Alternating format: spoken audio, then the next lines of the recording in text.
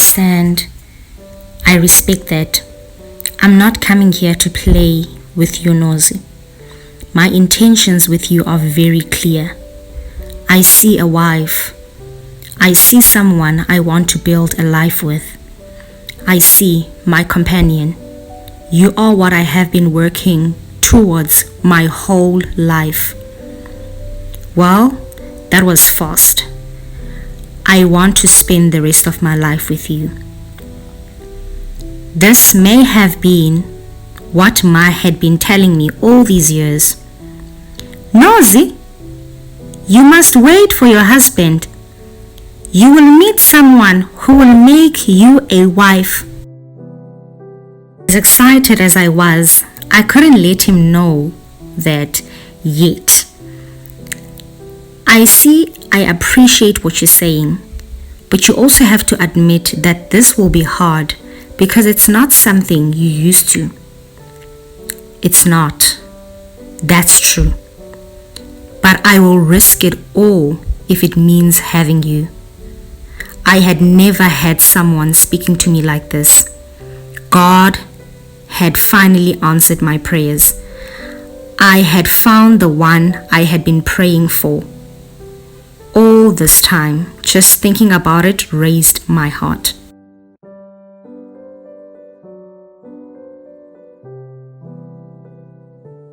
My family is very Christian. Do you see this as a problem?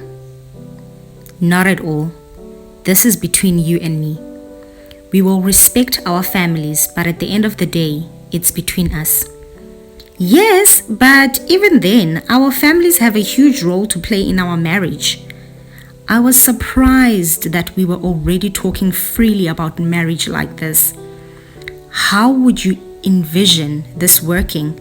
For example, let's say our child is sick. I will continue to believe that the doctor and more prayer will heal them. You may differ and advocate that we perform some kind of traditional ceremony. Where do you find the compromise? We will see when we get there. But what I can tell you is that I won't let my child die because of that. This worried me. Spiritually was very important to me. I didn't easily compromise on it. I'm not sure I want to, given a situation where I want to have. But he did say that I have no reason to worry, that it will be between us. To my husband, Skhumbuzo, Enkosi Chawe, Enkosi Kawuti, Enkosi Ngqondo Zentente, Enkosi Toku, Enkosi Mdangi. Words fail me when I think of you. It would be a random encounter at the airport that would lead me to you. You saw from how you tried to get my attention. I was minding my own business, rehearsing a speech I needed to make that afternoon in Johannesburg. You didn't care. You continued with your casual conversation. After refusing to give you my number, you gave me yours, which I purposely lost on my way to pick up my rented car. I applaud your stalking skills because you found out where I worked and immediately made contact. Oh, hey lovies, welcome back to the channel. Your girl Lulutho Dloto. Once again, I am back. Just a little bit different this time because I came and I was reading this special book written by Nozibele, Qamngana, Mayaba. The title of this book is called I Am Still Me. As you read the publishers as well, you get to see that they were assisted by Black Hat, which is Booty Olwam Mnqwazi. He was the editor, and you see that there was an assistant editor as well, Mnqwazi. I think I'm hoping I am pronouncing that right. Just a brief story on how I personally know her, Nozibele, Qamngana, Mayaba. I first met her through my husband. They were students, let me rather say students, and they were friends, and they're still friends, good friends. That's how I basically knew her. But before my husband, I knew her, like I saw her from like afar, and she was always this bubbly person, you know, this woman with so much. Usis Nozi is a woman of substance, and she is loud, you know, she's that fun person. Knew her from an organization called Ubuntu Education Fund. So she was one of our tutors. Yeah, but she was working for Ubuntu. So that's how I first saw her.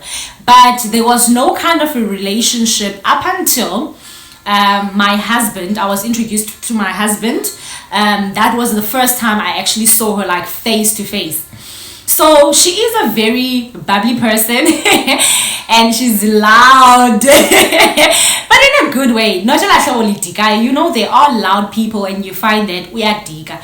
Like she says when you're listening to her, Dimanele. And I decided today to actually do a quick review on her book. This is the book. Okay, so I'm going to show you the cover. This is the book, I Am Still Me by Nozibele, Qamngana, Mayaba. This is the book, I Am Still Me. So the reason why I actually did this book review, and I thought about it, I put a lot of thought on it because it's been a while, because there has been posts where people have been tagging her and so forth and so forth and so forth. And I obviously didn't want to just take a picture because I wanted to be amongst many who are reading the book. But I wanted to take my own time and actually be in a position whereby no baby, no husband, and it's just me and the book, and just giving myself to the book. And one thing that you should know about me is that I'm not a huge reader. Like, I don't read novels, I don't read books at all. So when this came along, let me just say this. When this book was launched, I said to my husband, baby, I don't care whether it's 1,000 rand, we need to get this book. You know what I mean? So I was very excited because, you know, you become so proud when you know someone from like way back. And let me just say this, I also went to her wedding, which was fantastic. Like, guys, you know, Cinderella story, like the wedding, it was just like that. She was so beautiful with the husband. My goodness, the venue, the food. Okay, but I'm not about that. So I decided to buy this book, not to fall under the number, but I wanted to take time and read this book and to fully understand the depth of this book. And this book is incredible. It is incredible. When I say incredible, I mean incredible. Now, one of the things which really spoke to me, and I need to voice this out, that as I read, I'm finished with this whole book, the entire book. Congratulations to me. It took me quite some time to actually finish the book, but I'm glad that I finally did. And I do not have any regrets. I actually finished the book yesterday.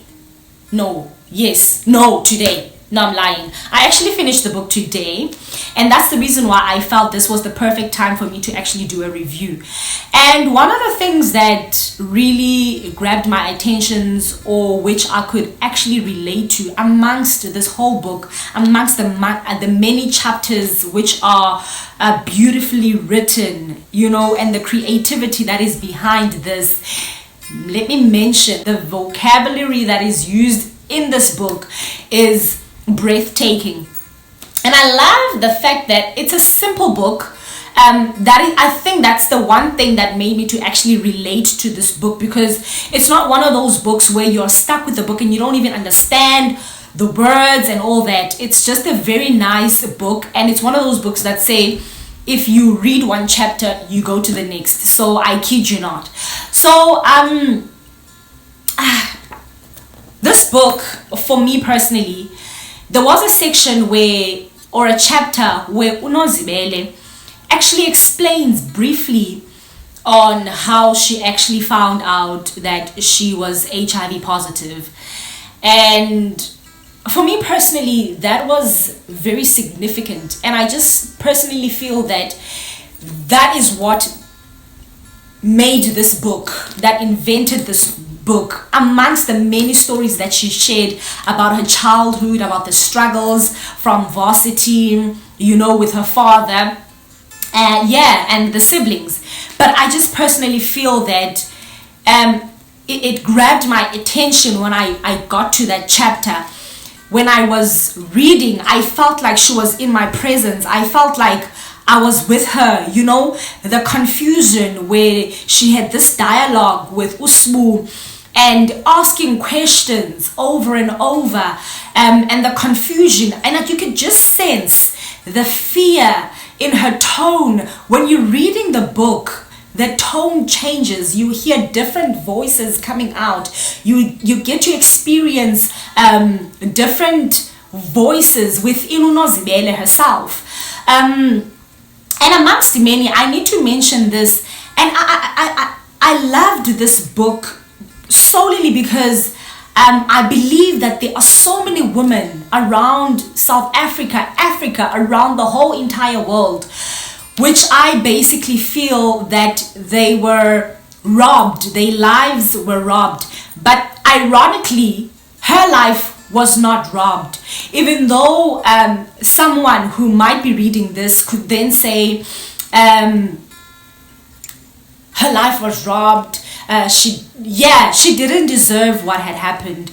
But I love the fact that Nozibele, out of nothing, and out of the shallow that she was in, out of the darkness that she was in, she made it a testimony. Because amongst many women who suffer the same or the similar stories, and we know that we are dealing with so many things with women, where we get to experience that women are abused sexually, they are abused emotionally, they are abused physically. And this book took me back, and I got to understand, you know, that there are so many women that today who don't have the voice to speak, who don't have the strength to even share their testimonies. But what made me to carry on each and every day to read this book was seeing the tenacity, the perseverance, the eagerness that Nozibele, and the strength and courage which was filled within her to actually want to share. And you could just, like, I mean, when you read this book, you literally feel that you are there, you are experiencing this. And guys, when you're reading this book, it's one of those books where you like, even yourself, these things, you know them, that they happen. But you know, even though these characters that are in this book, but somewhere, somehow, you are able to make those memories tangible. You are able to draw pictures. You are able to say, okay, you know what I'm saying? You get to draw your own pictures. So I really, this book really touched me, and I'm so glad that I actually got this copy for myself, because my husband has his own one and I've also got my own one, and I have no regrets on the money which we paid for this. And you know, when Nozibele announced, when this corona virus happened, the COVID-19 and the lockdown started, so her book launch was then cancelled. At some point I felt disappointed because we had so many plans for witches. I also believe that she also had plans, but with the book, you know, and like I said, with her not allowing even the COVID-19 to get through, but to say, you know what, I'm gonna send the books to each and every individual, making sure that everyone who actually paid got the book. Because we got the book, I think it was, guys, yakhawuleza yafika kho incwadi. And when I got this book, I felt like I was there in the book launch. In fact, it was like Nozibele Qamngana was actually telling me the story, and I could hear her voice, you know what I mean? So this was really powerful, and I actually encourage because I think it's going for 200 if not 300 rand, but it's worth it. It's worth it. What I'll do is I'll put maybe her email address on the description box, so that whomever wants a copy could maybe email her and then talk about the book, because there are so many things which you could learn. And like amongst the number of chapters which I just mentioned now, which one of them was the relationship between her and her father, it took me back. You know, I could relate in so much in this book, and I just loved the story, which ended up becoming a testimony. It's very powerful, and you just see the strength within her. You know, she's a queen to write such an incredible book. And that's all for today. I just wanted to do this review, and if you guys enjoyed this video, please make sure that you do put a big thumbs up. Don't forget to comment below, and don't forget to also share. And the most important thing, for more content and for you to also encourage me to produce more content, please make sure that you also press on that button and press the subscribe button. I don't know if it's this side or that side, but anyway, you know what to do. Please make sure that you do subscribe. And up until then, I love you guys, and I hope you guys are safe, and don't forget social distancing. And for those who are at work, please make sure that you do follow the rules and regulations in order for you to actually kick the coronavirus, which is well known as the COVID-19, away from you and your loved ones. Thank you so much for watching, and I'll see you guys next time. Goodbye.